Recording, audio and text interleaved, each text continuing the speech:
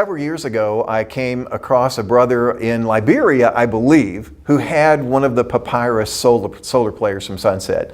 Of course, I asked him, where did you get that? He handed it to me, and I saw that it had come from Sunset. But I simply asked, could I get some of these? I go to different countries in Africa, and I believe the first time someone sent me 4 or 6. Each trip I've gone on since then, I have requested more of them, and I have distributed them in several countries across the continent. I've taken some to Senegal and to that very tiny country point right there called the Gambia. I've taken them there as well. I also gave some to them that they...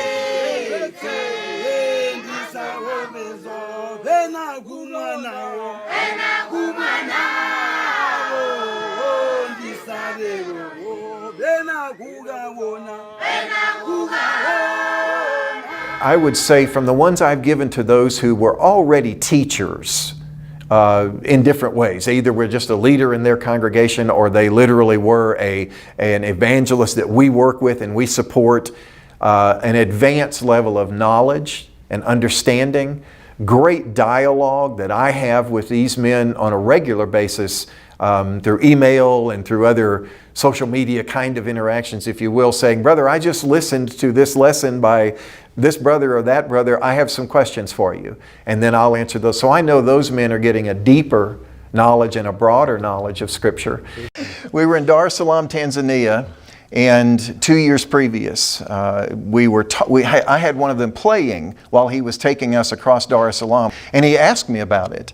And so I told him what it was, and he asked me if I had one. Well, I had an extra one, so I gave it to him. And then 2 years later, we had spent the night in Dar es Salaam, and our flight out the next morning was very, very early. So we go walking out way before daylight, and there's the taxi, and there's the driver, and we get in the car, and the driver turns around and looks at me and says, Mr. Barry. And I thought, wait a minute, I'm in Dar es Salaam, Tanzania. This is a taxi driver. And he said, do you remember me? I honestly didn't at the moment. He said, you gave me this. And he reached over into his glove box and opened it and pulled out his solar player. And he had listened to it. He said, I've listened to it dozens and dozens of times.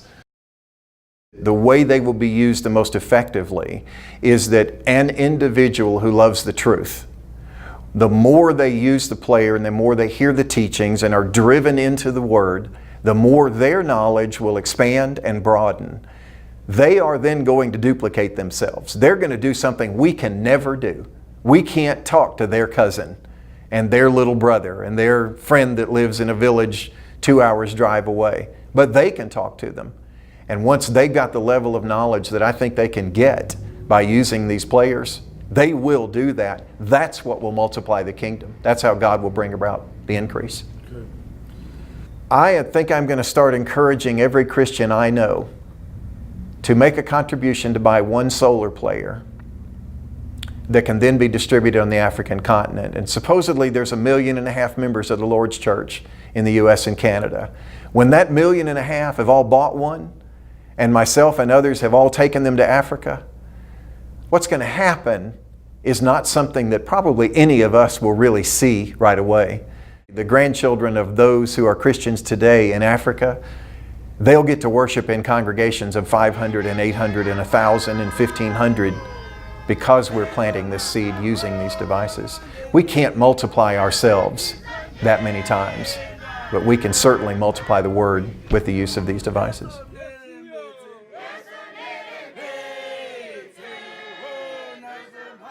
And I believe the time to strike, if you will, on the African continent is now and over the next 10 to 15 years.